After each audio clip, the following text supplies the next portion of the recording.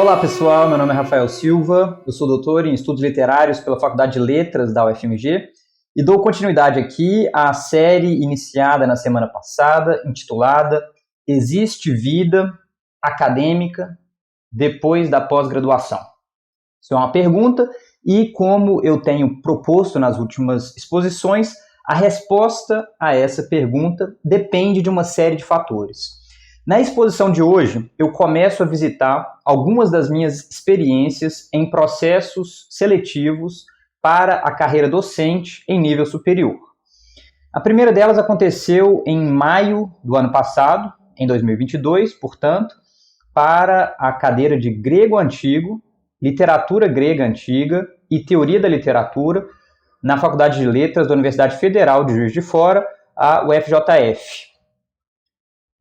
Para começar o nosso papo sobre esse tema tão raro, tão frequentemente evitado, que é a carreira docente, logo depois que se termina um período de pós-graduação, mestrado, doutorado, as dificuldades, os desafios desse momento, eu deixo claro, desde já, a importância fundamental da leitura do edital.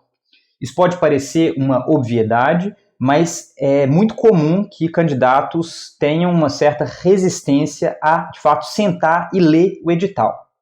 Isso por vários motivos, dentre eles a necessidade de estudar muito rápido, o pouco tempo de preparação, mas essa é uma etapa preliminar fundamental, assim como uma pesquisa sobre a universidade, o curso e a área em que a vaga está sendo ofertada.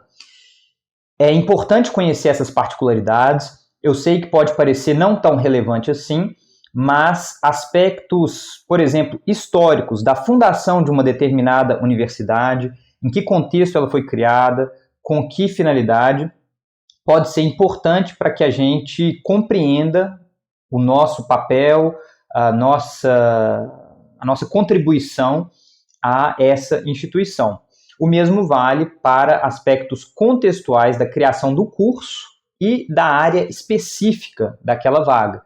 Então, tirem um tempo, pesquisem no site da universidade, no site do curso, aspectos históricos da fundação da instituição, do curso, porque isso pode nos trazer uma série de explicações, de detalhes importantes para a gente entender qual o nosso papel oferecendo o nosso serviço como docente, como pesquisador, naquele contexto. Eu digo isso porque, por exemplo, a Universidade Estadual de Santa Cruz, onde eu prestei um concurso para a cadeira de literatura no meio do ano passado, ela foi criada na década de 90, respondendo à crise do cacau, que vinha sendo testemunhada, sofrida, pela região cacaueira do sul da Bahia. Então, na região de Ilhéus, Itabuna e outras cidades, e essa universidade, de certa forma, veio responder a essa crise, oferecendo os serviços de uma universidade. Então, trazendo um pessoal novo, trazendo um espaço novo para debate, para a formação das pessoas, diversificando assim as atividades daquela região, ampliando as possibilidades de comércio, turismo e outras vias de negócio numa civilização que dependia até então de forma bastante exclusiva do cacau e que pouco a pouco precisou diversificar os seus meios. Então, isso é um detalhe importante para quando você vai pleitear uma vaga numa universidade dessa natureza, porque ela não é tão tradicional, ela não tem objetivos, digamos, tão estritamente científicos, com muitas aspas, quanto uma universidade que tenha sido criada na década de 40 ou na década de 50, mais consolidada, com vias de diálogo aí com outras instituições já há muito mais tempo, tem uma dimensão prática maior numa universidade como a UESC, e é preciso que o candidato tenha consciência disso. Como ele terá consciência disso? Pesquisando sobre a universidade, sobre o curso. Então façam isso e leiam o edital com atenção. Isso é fundamental. Na sequência, não preciso dizer, mas é preciso ter muita atenção com a inscrição. Quais são os documentos a serem apresentados, as taxas a serem pagas, se você tem direito à isenção das taxas, qual é o processo a ser seguido. E tenham cuidado, porque, em geral, o pedido de isenção de taxas, ele só vale para o início do processo. Então, é preciso estar atento às datas, aos prazos, e isso vale, obviamente, para todo o processo seletivo. Muito cuidado com datas, muito cuidado com a questão processual. O rito é muito importante no processo seletivo de um edital dessa natureza. Logo depois vem a divulgação dos candidatos inscritos, cuja inscrição foi deferida, e pouco tempo depois a determinação definitiva da banca com base no que são os possíveis impedimentos, os possíveis choques de interesse entre candidatos inscritos e professores assuntados, né, para participar da banca. É preciso que não haja nenhum tipo de relação de interesse entre candidatos e banca, e eu muito raramente me dou ao trabalho de checar isso, mas eu sei de pessoas que fazem esse trabalho, e é importante que ele seja feito, que é o de checar a formação dos candidatos e ver se há algum tipo de interesse conflitante com o de membros selecionados para a banca. Obviamente, é dever dos membros da banca e, portanto, dos responsáveis pela elaboração do edital, de certa forma, né, da condução do certame, do concurso, checar a existência desses choques, desses conflitos de natureza, desses conflitos de interesse. Mas a gente sabe que nem sempre o ideal é seguido na realidade, e muitas vezes cabe aos próprios candidatos interessados em participar de um concurso justo, de um concurso livre, tentar manter uma certa atenção a esses aspectos. Tudo é público, então quem tiver interesse pode ir à lista de candidatos inscritos, à lista de membros da banca e fazer esse tipo de conferência.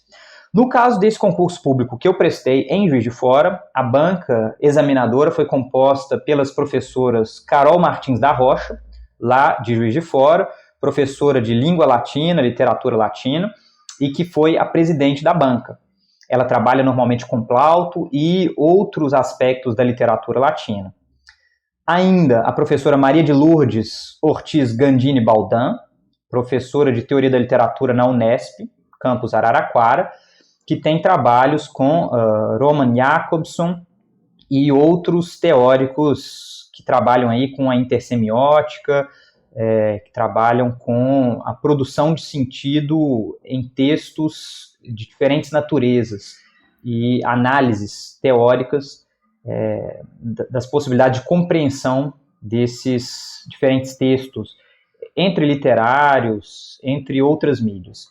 E ainda a professora Tatiana Oliveira Ribeiro, da Universidade Federal do Rio de Janeiro, da UFRJ, que trabalha com língua grega, literatura grega, e cujas pesquisas se centram em Heródoto e na produção de sentido do discurso historiográfico de Heródoto a partir do uso de diferentes figuras empregadas por ele.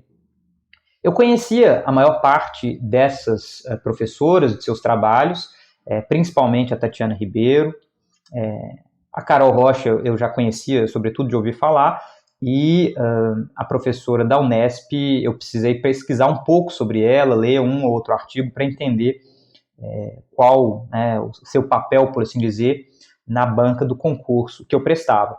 Mas vejam que esse era um concurso interessante, e aqui eu coloco para vocês a especificação dele, porque ele era para professor adjunto A, com regime de trabalho de 40 horas semanais, com dedicação exclusiva, para a área de conhecimento grego, literatura grega, mas também teoria da literatura. E é isso que explica uma banca compósita como essa, com uma professora de literatura latina, professora da casa, presidente, uma de literatura grega, a Tatiana Ribeiro, de Fora, e, finalmente, a Maria de Lourdes Baldan, que trabalha com teoria da literatura também de fora. E vejam aí que as provas previstas nesse edital incluíam uma prova escrita dissertativa, uma prova didática, uma prova de memorial e plano de atuação profissional e, finalmente, avaliação de títulos. Eu vou falar sobre cada uma delas logo mais. A gente vai ter 2 vídeos para tratar desses temas, esse de agora e um que vai ser lançado na semana que vem, para que a gente consiga esmiuçar alguns desses aspectos. E vejam aí a data prevista para a instalação da banca examinadora, e, portanto, para o início das provas, 3 de maio de 2022. Vejam que esse edital foi lançado no finalzinho de dezembro. Então, o tempo de preparação para as provas foi de cerca de 4 meses. No meu caso específico, eu estava concluindo o doutorado, então eu precisei combinar o tempo de preparação para as provas com o tempo de finalização da redação, revisão do material, envio desse material para a banca do doutorado e defesa. É por isso que, em certa medida, a preparação para essa banca ficou um pouco comprometida, porque eu só consegui defender o meu doutorado mesmo lá para abril, o início de abril. E em termos práticos eu tive cerca de 2 meses de preparação para a prova, o que, imaginando que são ali 10 temas, eu vou falar sobre eles logo mais, confere cerca de 1 semana de preparação, um pouco menos, cerca de 5, 6 dias de preparação para cada tema. Não é muito, mas foi o bastante. Vocês vão ver, eu consegui preparar todos os temas, eu vou falar sobre isso logo mais. Mas vejam ainda uma questão importante que é da titulação exigida. Esse concurso exigia graduação com bacharelado ou licenciatura em letras e pós-graduação com doutorado na área de avaliação letras linguística, de acordo com a tabela CAPES. Essa é uma questão muito polêmica que diz respeito à titulação exigida para concursos públicos. Há mais tempo, era muito comum haver uma certa flexibilização no tipo de titulação exigida. Por isso que professores que entraram na década de 90, nos anos 2000, até talvez 2010, pudessem vir de outras áreas para lecionar na Faculdade de Letras. Às vezes eram formados em comunicação, às vezes em história, filosofia, eventualmente, direito era possível, e essa formação mais diversificada é relativamente comum na área de letras, sobretudo para pessoas que entraram há mais tempo, até cerca de talvez 5 ou 10 anos atrás. Contudo, com a especialização dos nossos cursos, a disseminação da universidade pública, o acesso, portanto, à educação superior, é cada vez mais comum a exigência de uma mesma formação em termos de graduação e pós-graduação. Isso, às vezes, é criticado como reserva de mercado, embora, obviamente, tenha sua razão de ser. Isto é, à medida em que a formação de profissionais se torna cada vez mais especializada, cada vez mais disseminada em termos sociais, é de se esperar que, quando se abre um concurso, se essa exigência de uma formação com graduação e pós-graduação já consegue contemplar, em termos do número de candidatos, algo como 15, 20, 50, 100, 200 pessoas, que não se abra para candidatos de outras áreas, porque aí o número de inscritos seria ainda maior, seria na casa dos 500, dos 1.000, o que tornaria verdadeiramente impraticável o concurso. Então, essa é uma dimensão prática do que tem guiado esses concursos para exigir uma mesma formação em termos de graduação e pós, e tem o aspecto, digamos, mais de conteúdo por trás dessa decisão, que é a área de letras tem uma forma de produção do conteúdo que é bastante específica, que é característica dos estudos literários, dos estudos linguísticos, e é preciso ter uma formação em teoria da literatura, em linguística, para ser capaz de replicar certas formas de produção e de disseminação do conteúdo que não são estritamente as mesmas da história, da filosofia, da comunicação e do direito. Atualmente a gente trabalha com modelos epistemológicos interdisciplinares ou mesmo transdisciplinares. Isso é muito bom e, de fato, dissemina formas de conhecimento mais complexas, mais capazes de levar em conta diferentes aspectos de um mesmo fenômeno. Mas isso não anula as especificidades disciplinares dessas áreas. Então, eu entendo esses concursos que pedem a formação estrita em letras, a formação estrita em história, em filosofia e assim por diante. Isso fica como um aviso, tá? Para quem ainda está na graduação ou no início da pós-graduação, os concursos têm trabalhado cada vez mais com essa ideia de uma formação única. Isso, por um lado, pode parecer muito limitante, mas por outro serve aí como um aviso de que se você tem interesse em trabalhar com uma determinada área, ao invés de simplesmente migrar da área em que você se encontra, se ela não for a mesma, mudando, não é, na pós-graduação com relação à sua graduação, talvez valha a pena levar em conta a possibilidade de fazer uma segunda graduação. É o que vários colegas meus que saíram do direito, por exemplo, e foram para a filosofia fizeram. É um pouco o que alguns colegas que trabalharam com história fizeram também, quando começaram a pleitear vagas na área de letras, e é um caminho necessário, tá? Me parece que se formar numa área diferente da sua é muito exigente, mas necessário caso você pretenda trabalhar efetivamente dentro daquela área. Feitos esses esclarecimentos, a gente passa aqui para as questões de conteúdo. E vejam quais eram os 10 temas do conteúdo programático da prova escrita dissertativa, que coincidem, em larga medida, com o do conteúdo programático da prova didática. Vejam lá, há 3 textos principais previstos como objetos de tradução do grego antigo para o português nessa prova escrita. O canto 6 da Ilíada, o livro 10 da República de Platão e a peça Antígona de Sófocles. Vocês veem que esses 3 textos se repetem, por assim dizer, ao longo dos 10 temas. Então, independentemente do tema sorteado lá, ele sempre vinha acompanhado de um determinado texto a ser traduzido do grego para o português, porque o conhecimento do grego, apoiado na consulta de dicionários e de algum material que o candidato resolvesse levar para consulta durante a primeira hora de prova, devesse ser concluído. Então, era preciso apresentar uma tradução em língua portuguesa de um texto em grego, trazido pela banca. As 3 possibilidades de texto eram essas. E os temas a serem tratados pela prova escrita, assim como pela prova didática, eram os seguintes. Em primeiro, a épica homérica, Ilíada. Em segundo, literatura crítica e filosofia em Platão. Em terceiro, a poética clássica, Aristóteles. Em quarto, tragédia grega. Em quinto, diálogo platônico, a República. Em sexto, estruturalismo e pós-estruturalismo.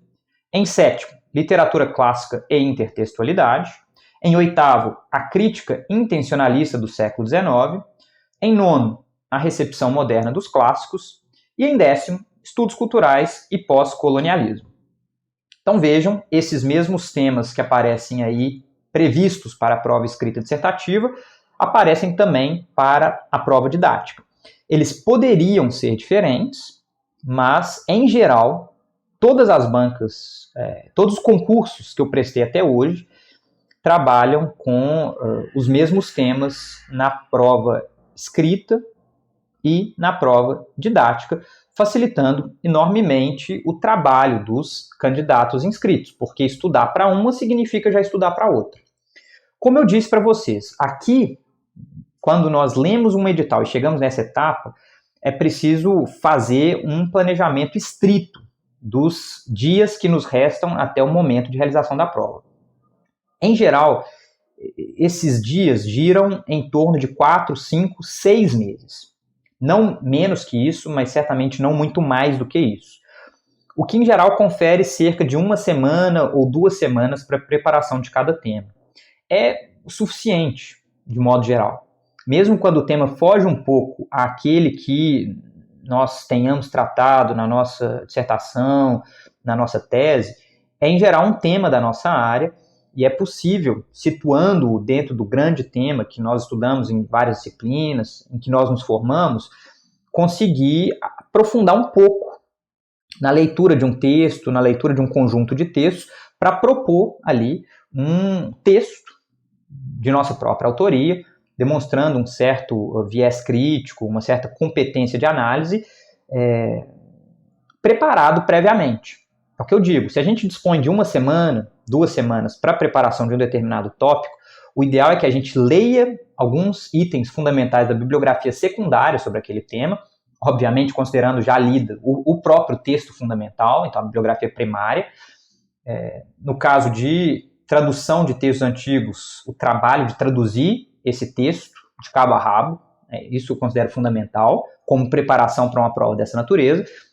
Na sequência, consulta essa bibliografia secundária fundamental e a realização de um texto de nossa própria autoria. Vocês veem, o edital vai prever cerca de 12 laudas escritas à mão, no máximo, para o dia da prova escrita. Em geral, se nós somos capazes de compor um texto tendo ali algo entre 8 até 15, 20 páginas de Word, num formato de artigo mesmo, nós dispomos do material necessário para improvisar uma resposta, ainda que a banca dê um determinado recorte específico para esse tema, tanto para a prova escrita, quanto para a prova didática no dia seguinte. Em geral, para a prova didática vai ser preciso expandir um pouco esse material, porque ela tem ali cerca de 50 minutos. Então, é preciso ter o material para introduzir o tema em termos gerais, depois fazer análises específicas de determinadas passagens, embora, a meu ver, a preparação importante para um concurso dessa natureza envolve a leitura das fontes primárias, consulta a bibliografia secundária que lhe pareça fundamental, que lhe pareça mais importante, e a realização de um trabalho de síntese, que para mim funciona muito por escrito. Idealmente, se a pessoa conseguir, ela já pode treinar, inclusive, a versão de prova didática de cada um desses temas, desdobrando-a a partir do texto escrito. Vocês vão ver que foi exatamente isso que eu fiz para a prova de Juiz de Fora. Eu tenho os 10 vídeos gravados previamente. Isso foi gravado antes de eu ir prestar a prova.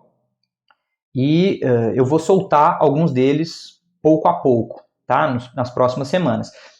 Logo mais eu vou falar dos que já foram publicados antes, que eu reaproveitei em outros contextos, mas essa é uma possibilidade. Não me parece fundamental. Eu não fiz isso nunca mais nos concursos seguintes. Nos concursos seguintes eu sempre me restringi a esse trabalho de síntese num texto escrito, em Word. Poder depois treinar a escrita à mão durante as 4 horas é muito interessante, mas não é tão fundamental quanto ter uma visão de conjunto sintética do nosso estudo da fonte primária ou das fontes primárias, apoiado sempre nas fontes secundárias, na bibliografia de comentadores.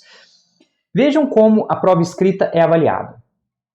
Ela deverá ser redigida em, no máximo, 12 páginas pautadas, fornecidas pela UFJF, não sendo fornecidas folhas adicionais.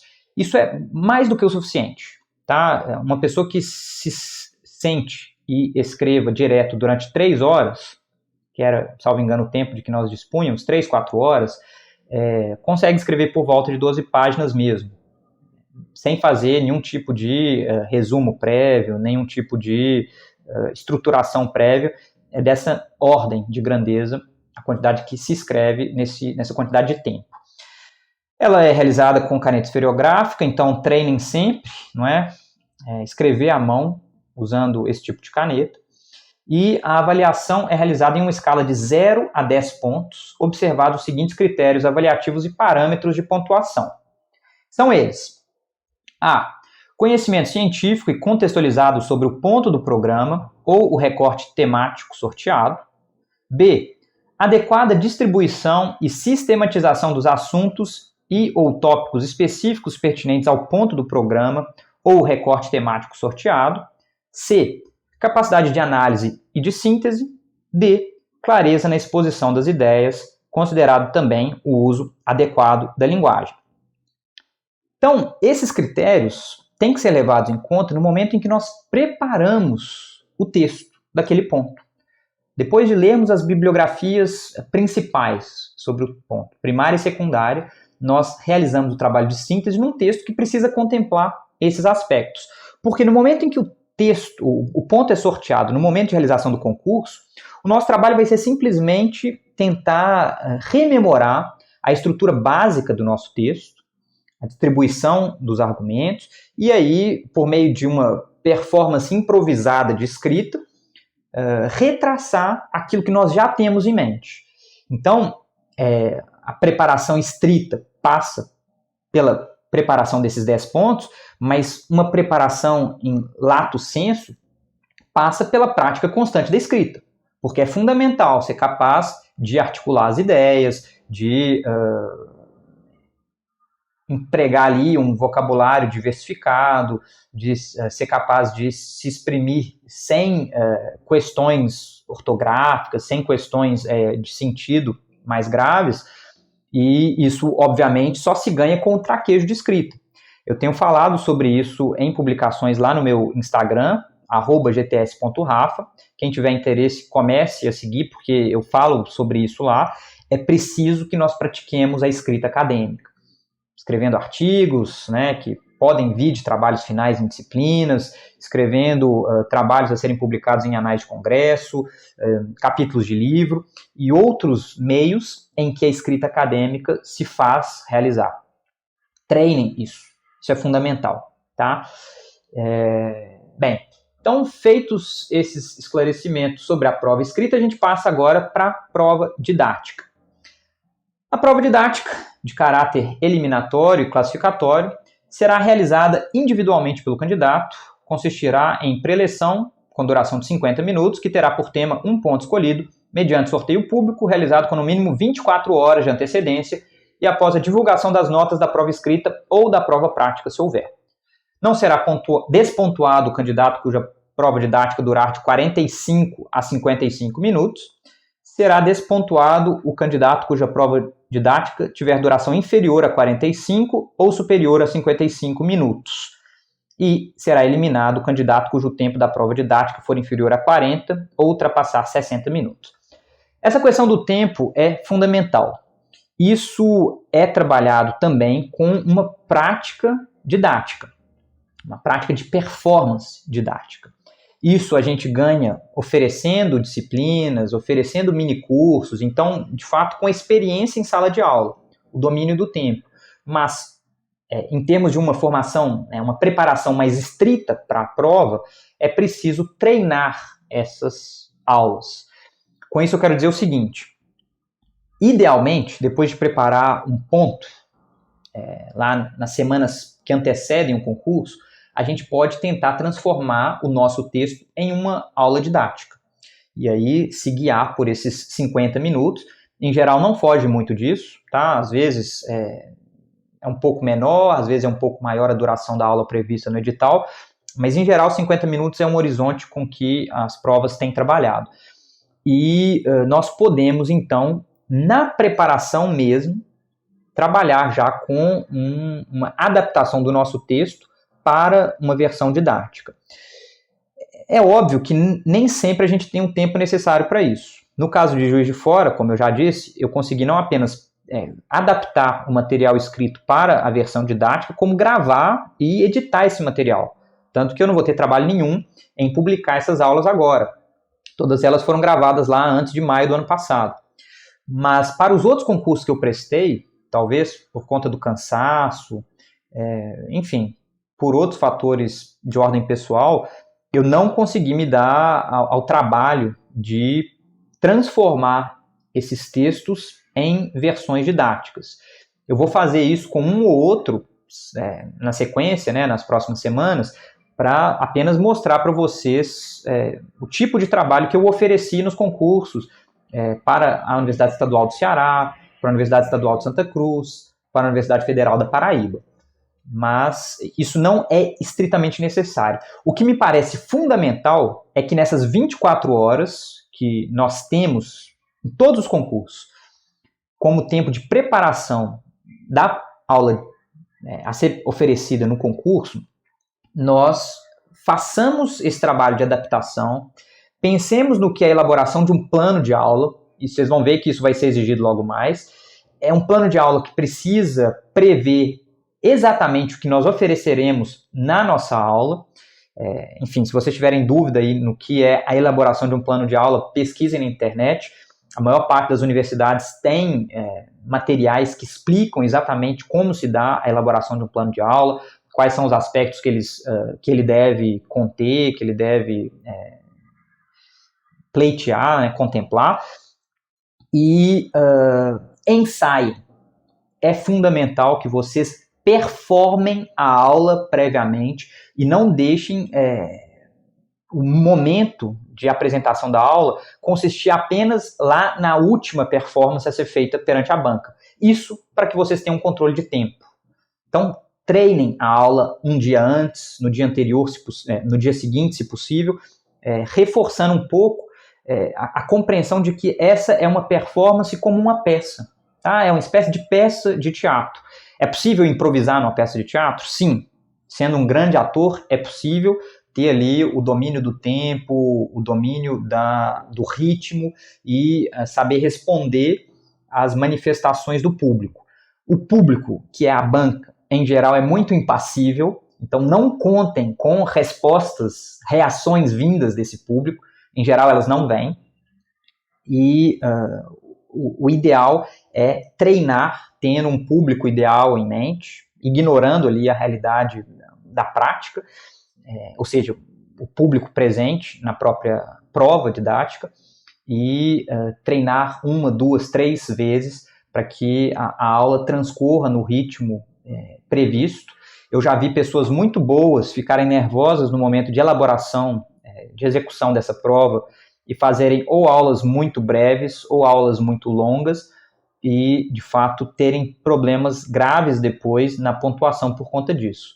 A meu ver, isso, enfim, pode ter várias outras questões psicológicas atreladas, mas se deve, em larga medida, a uma ausência de preparação, de ensaio. Ensaiem, certo? Na sequência, a gente tem aí uma série de estipulações de como o candidato deve agir, não é?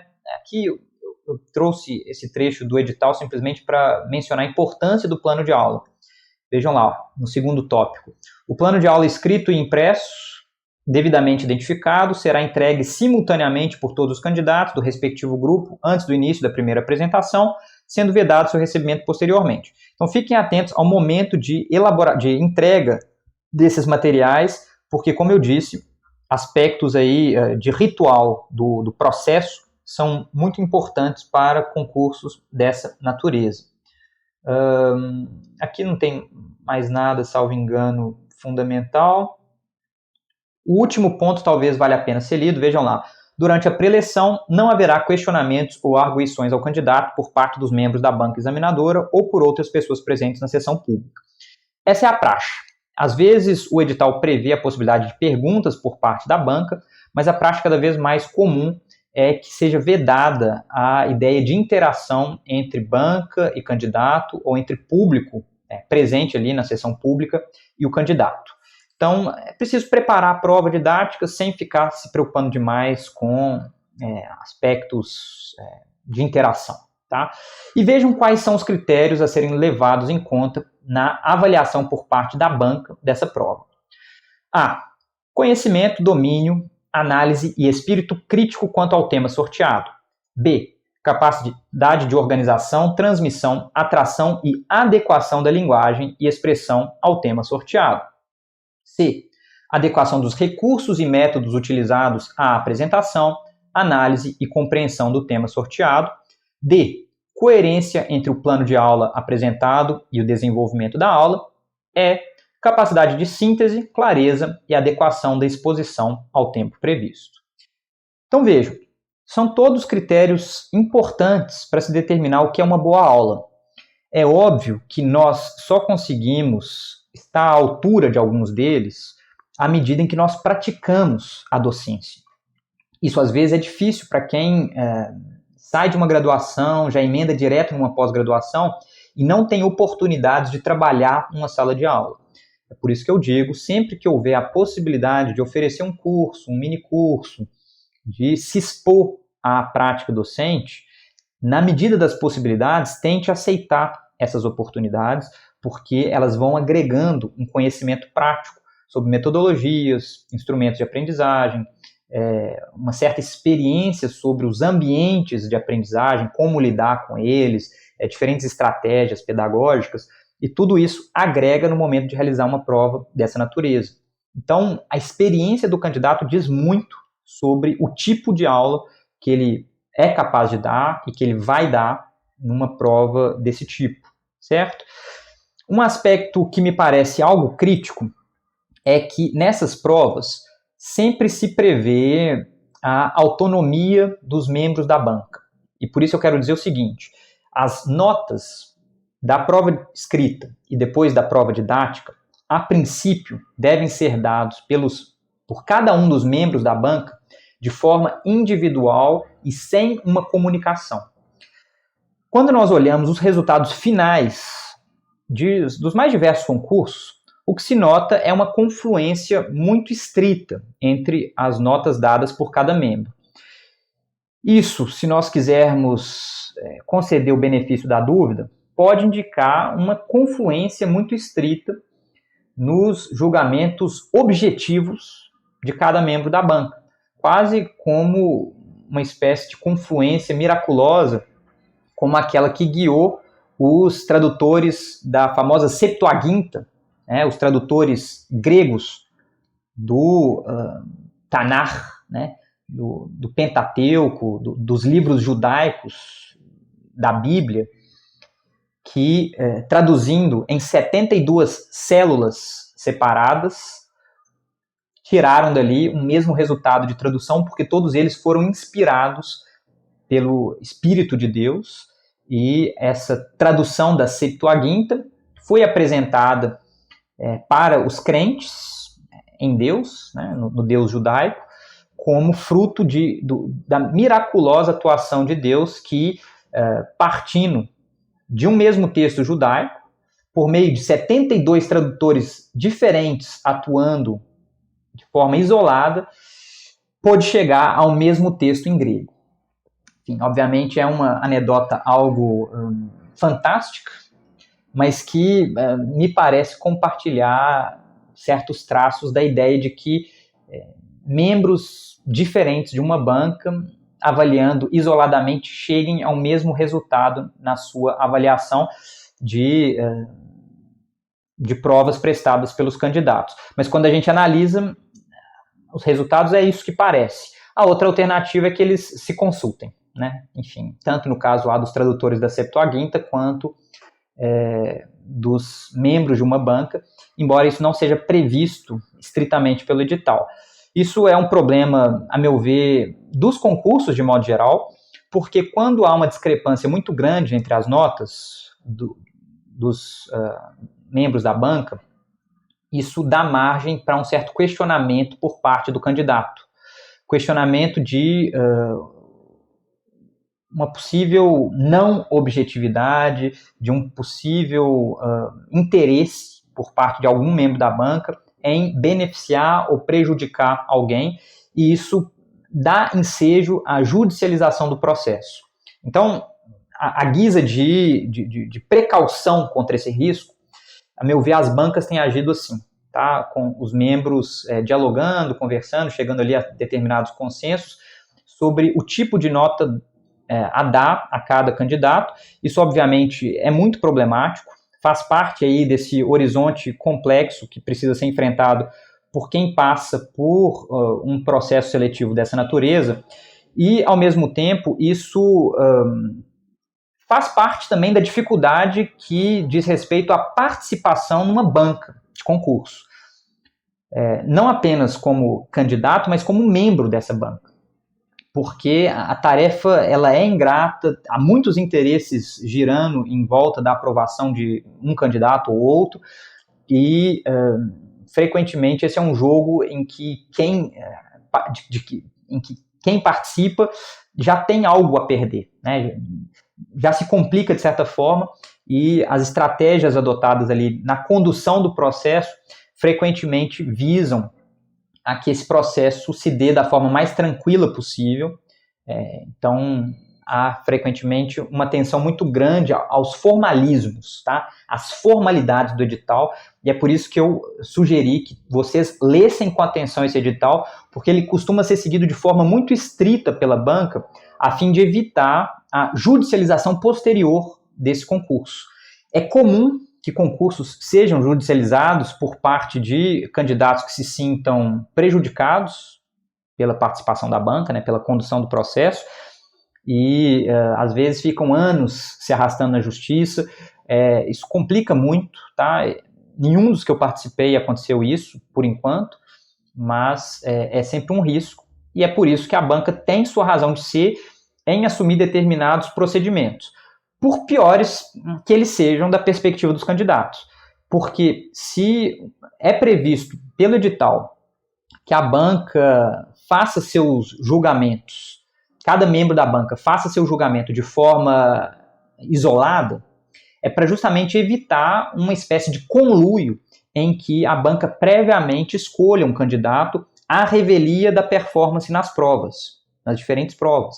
Então, a princípio, é preciso que cada membro faça o seu juízo de forma tão objetiva quanto possível do desempenho de cada candidato naquela prova, e apenas posteriormente esses resultados sejam somados para que saia o resultado final de cada candidato.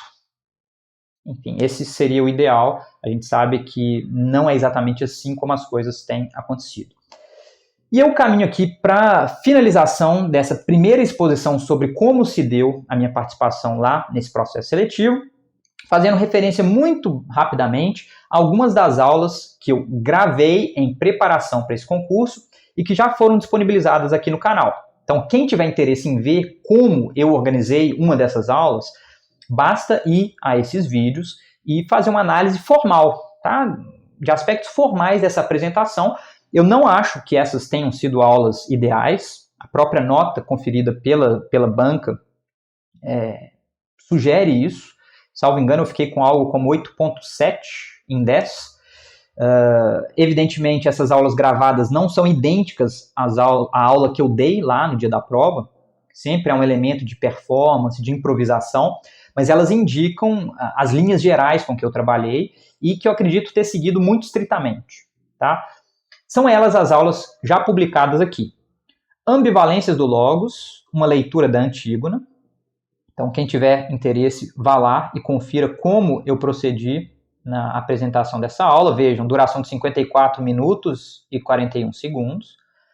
Depois eu publiquei A Poética de Aristóteles, uma teoria da tragédia, com cerca de 54 minutos de duração também. E, finalmente, uma introdução à Ilíada, que eu republiquei mais recentemente. Ela passa um pouco, tá, da duração, eu não lembro agora exatamente, mas ela tem cerca de 56 minutos. E é voltada especificamente para análise do canto 6, embora tentando contemplar aí o poema como um todo. Vejam que essas aulas têm um aspecto de introdução geral do tema e depois da análise de trechos específicos com apoio na língua grega, porque era isso que pedia o edital, sempre contemplando também aspectos de teoria da literatura, mostrando a interface entre essas duas áreas. Vocês veem que os próprios temas previstos lá pelo edital contemplavam essas duas áreas, o diálogo entre elas, e foi assim que eu trabalhei. Eu não consigo imaginar muito bem o que eu deveria ter feito diferente para obter uma nota mais alta nessa prova. Eu continuo procedendo sempre dessa mesma forma, nas minhas aulas, nos concursos seguintes, e em outros concursos eu tive notas muito altas, tá? Em alguns eu cheguei a tirar 10, lá na Universidade Estadual do Ceará. Na própria Universidade Estadual de Santa Cruz, a minha nota foi a mais alta, eu não me lembro agora com qual o valor, mas talvez algo como 9.5, tá? Enfim, me parece que esse é um expediente bem avaliado. Não foi tão bem avaliado nessa de Juiz de Fora, porque entram vários elementos circunstanciais, de contexto, que às vezes nós não somos capazes de entender mesmo a posteriori, e esse é um problema, tá, de concursos dessa natureza.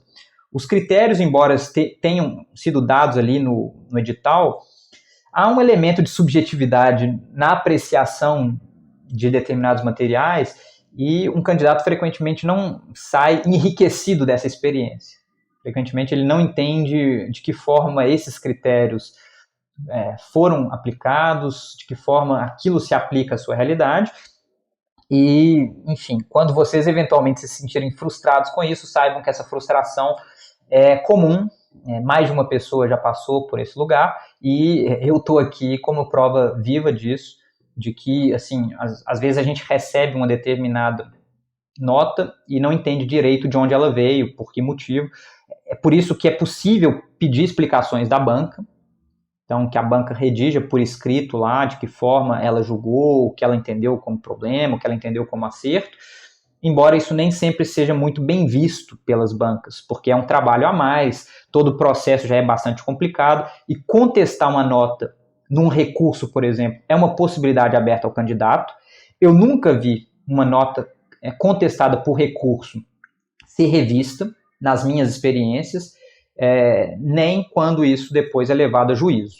Então, eu nunca ouvi falar de uma nota ser revista por uma decisão judicial, embora, a princípio, me pareça uma possibilidade. Eu só não vi isso acontecer na prática.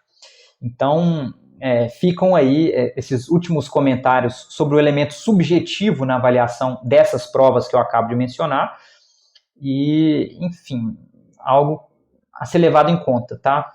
Por nós, no momento em que participamos de um processo, sobretudo pelo aspecto subjetivo que isso comporta. Não apenas subjetivo no que diz respeito à avaliação da banca, mas como essa experiência é sentida por nós enquanto candidatos. Certo sentimento de impotência, de frustração é inevitável, sobretudo quando, no planejamento de uma viagem mais longa, vocês veem, um concurso dessa natureza dura pelo menos uma semana. A gente prevê as passagens, a hospedagem. Quando uma eliminação vem num momento muito inicial do concurso, a gente fica às vezes lá com 4, 5 dias, uma semana, entre aspas, de folga, numa cidade que a gente às vezes não conhece direito, e é preciso, inclusive, um trabalho psicológico aí para conseguir lidar com isso. Se eventualmente acontecer com vocês, saibam que eu também já estive aí e a gente segue junto, tá? É preciso erguer a cabeça, dar continuidade ao trabalho, voltar a estudar, voltar a se preparar, porque a gente não faz concurso para passar, a gente faz concurso até passar.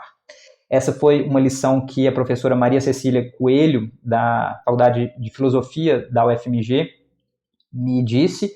A princípio eu fiquei um pouco inconformado com a ideia, mas era hybris juvenil, e aos poucos eu tenho me dado conta de que é isso, de que existem fatores que giram em torno de um concurso que permitem a aprovação de um candidato ou outro, mas não sempre. Então, é preciso se preparar, é preciso fazer a sua parte, mas há algo que escapa ao nosso controle, e infelizmente é preciso estar aberto a essa possibilidade, é preciso ser resiliente quando as coisas não confluem com as nossas expectativas, tá? Então, um forte abraço, eu fico por aqui, até a próxima, tchau, tchau!